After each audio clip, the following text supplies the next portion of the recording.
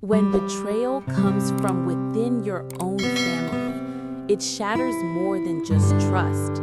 It tears apart everything you've built. Quang's life collapsed after his younger brother stole the money his mother and Linda had sacrificed for him to rebuild his career.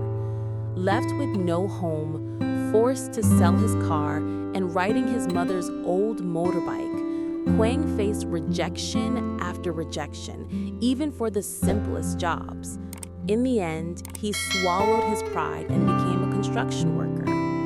Yet, through it all, his mother and Linda stood by him. Subscribe now to follow this heartbreaking yet inspiring journey.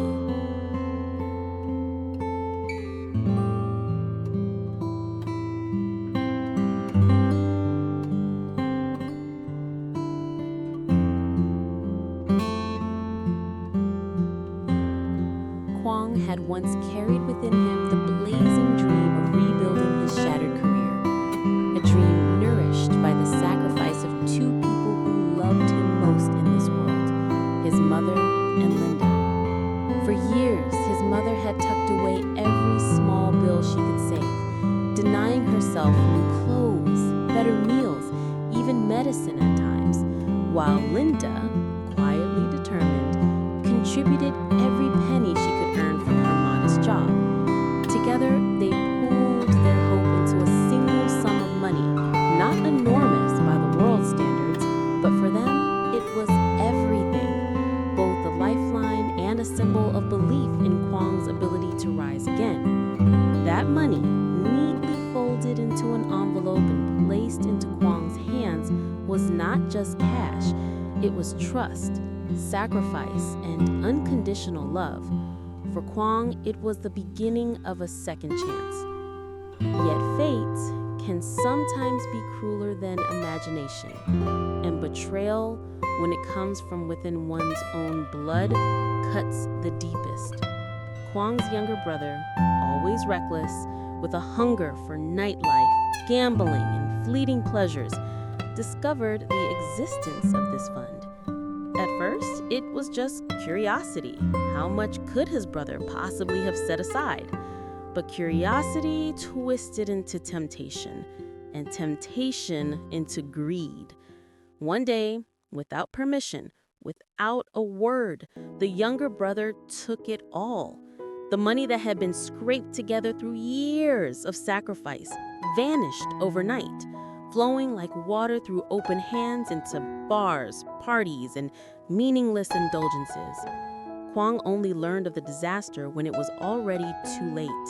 His mother, pale with shock, could hardly believe her younger son could do such a thing. Linda wept in silence, holding her head in her hands, unable to comprehend how someone so close could destroy all that had been so painstakingly built. And Quang, he stood frozen, his chest hollow, as if the air had been stolen from his lungs. That envelope had not merely contained money.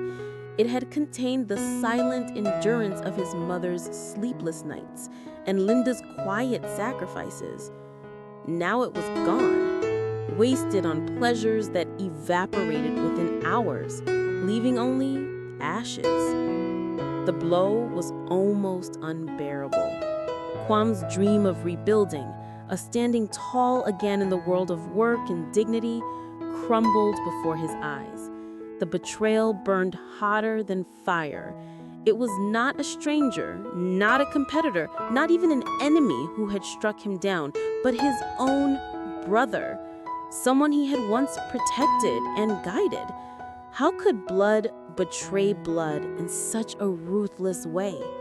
The questions circled endlessly in his mind, gnawing at him, feeding the silence in the house with a suffocating weight.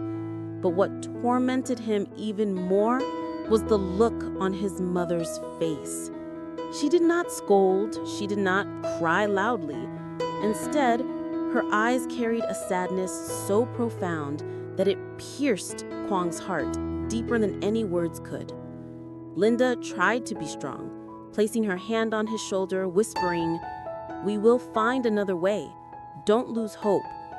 But Quang knew the truth. The foundation they had tried so hard to build was gone. He was left with nothing but emptiness and the lingering echo of his brother's selfish laughter. Still, somewhere in that emptiness, a spark of determination stirred. Though broken and betrayed, though stripped of money, home, and dignity, Quang felt the faint whisper of a question inside himself. Was this the end or just another beginning?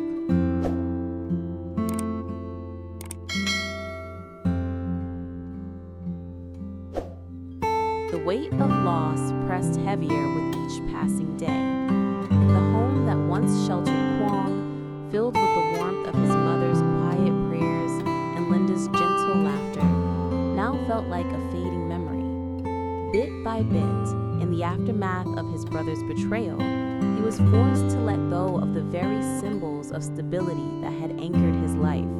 The house, once a place of comfort and belonging, was no longer his. Legal papers and cold transactions had stripped it from him. Standing outside its empty shell, Quang felt as though a piece of his soul had been torn away. He did not simply lose four walls and a roof. He lost the place where every dream had been nurtured, every moment of solace had been found. And then came the final blow, the car. It was not merely a vehicle to Quang. It was his last connection to dignity, the tool that had carried him to meetings, to work, to moments where he could still feel like a man capable of providing for his loved ones. Selling it to repay debts was like tearing away the last fragment of his pride. The day he handed over the keys, his hands trembled. He watched the car drive off, not as metal and wheels, but as a part of his life leaving him behind, swallowed by the distance. For the first time, Quang truly felt the sting of being stripped bare. From then on, his days were marked by an humbling dependence. Without transport, he had no choice but to borrow his mother's old motorbike, rust clinging to its frame, the engine coughing with every attempt to start. Yet every time he swung his leg over it, Quang swallowed his pride and reminded himself, this was all he had. There were mornings when he kicked at the pedals again and again, sweat dripping down his face, until finally the engine sputtered alive with a reluctant roar. Passerby would glance, some with pity, others with veiled amusement, but Quang kept his eyes forward, gripping the handles tightly as though holding on to the last shred of direction in his life. Unemployment gnawed at him like an invisible hunger. Days stretched long and empty, filled with futile attempts at finding work. Quang knocked on doors, sent out applications, and wandered from one business to another, his voice steady, but his heart sinking with every rejection. We're not hiring, they said. No openings right now. Even when he humbled himself enough to beg for the simplest of jobs, carrying bowls of steaming broth in a local pho shop, the owners shook their heads. Perhaps they saw him as overqualified, perhaps they doubted his endurance. But to Quang, their refusals cut like knives. Was he truly so worthless now that even serving tables was beyond his reach? Nights were the hardest. He would return to his mother's modest home, park the wheezing motorbike, and sit in silence at the edge of his bed. His thoughts would circle endlessly around what he had lost: his career, his home, his car, his dignity. But in that silence, there was always the sound of footsteps outside his door, his mother moving softly through the hallway, and Linda's quiet voice asking if he had eaten. They never judged him, never scolded him for his failures. Instead, they carried his burden with him, even as their own hearts must have been breaking. It was their presence that kept Quang from falling completely into despair. Though the world had stripped him of possessions, it had not yet taken the two souls who believed in him the most. And sometimes, when he closed his eyes, he told himself that perhaps, just perhaps, this was not the end of his journey, but the fire that would forge him into something stronger.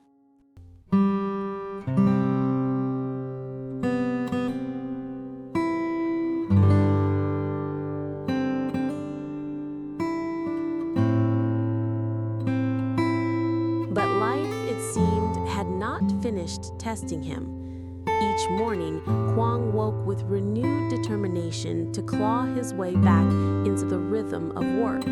Yet the world greeted him with closed doors. He walked into small restaurants, offering himself as a waiter, willing to carry bowls of soup, wipe down greasy tables, even scrub the floors if necessary. But the owners looked at him, his tall frame, his tired yet proud demeanor, and shook their heads. "This isn't for you," they said politely, or sometimes curtly, as though unwilling to risk taking in a man who looked like he had once lived a different life. Every rejection carved another wound in his spirit. He wasn't too proud for such work. What crushed him was the truth that no one even gave him the chance to prove it. Days blended into weeks, and still no work came. His pockets grew emptier, his dignity thinner. There were nights when he considered simply giving up, surrendering to the quiet oblivion of despair. Yet each time he sat in the dark, his mother would appear at the doorway, a simple bowl of rice in her hands, her voice steady as she urged him to eat. Linda, too, never wavered. She would sit beside him, her hand finding his, reminding him that she loved him not for what he once had, but for who he was. Their unwavering faith became the fragile thread that kept him from unraveling completely.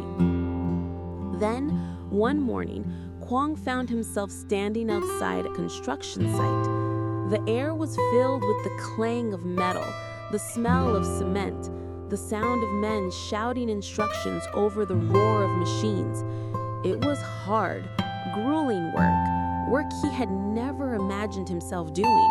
His hands, once used to pens, keyboards, and steering wheels, now trembled at the thought of lifting bricks, mixing mortar, carrying heavy loads under the unrelenting sun. But something within him whispered, survival leaves no room for pride. Swallowing his hesitation, Quang approached the foreman, his voice low but steady. "I'll do anything, whatever you need. Just give me a chance." The foreman eyed him skeptically, then nodded.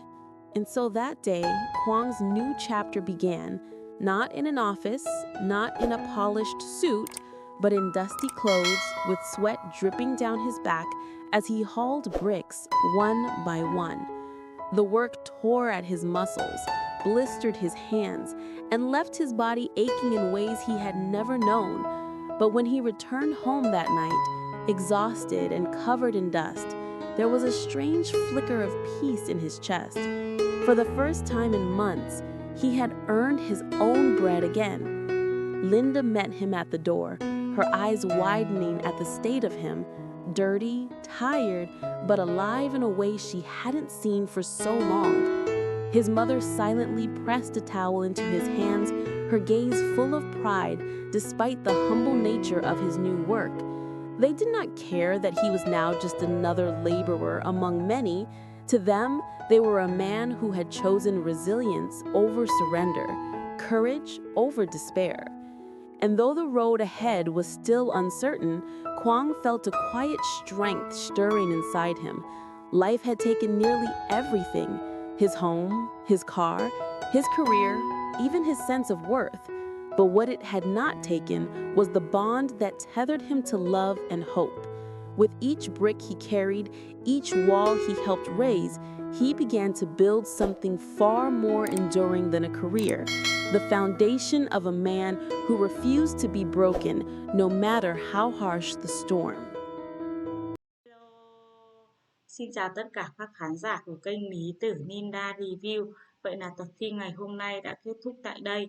Trong tập phim ngày hôm nay thì số tiền mà mẹ Quang và Ninja gom góp lại cho Quang gây dựng lại sự nghiệp đã bị em trai của Quang ăn cắp mất và đã tiêu hết số tiền đó. Giờ đây Quang đã phải bán ô tô để trả nợ và anh đang phải đi xin làm công nhân thợ xây để kiếm được tiền duy trì cuộc sống qua ngày. Liệu rằng Quang có cơ hội để gây dựng lại sự nghiệp là CEO của mình hay không? Tất cả sẽ được hé lộ vào các tập tiếp theo. Các bạn thấy tập hôm nay hay, hấp dẫn thì hãy cho mình xin một nút like, một nút chia sẻ và để lại bình luận ở dưới video nhé.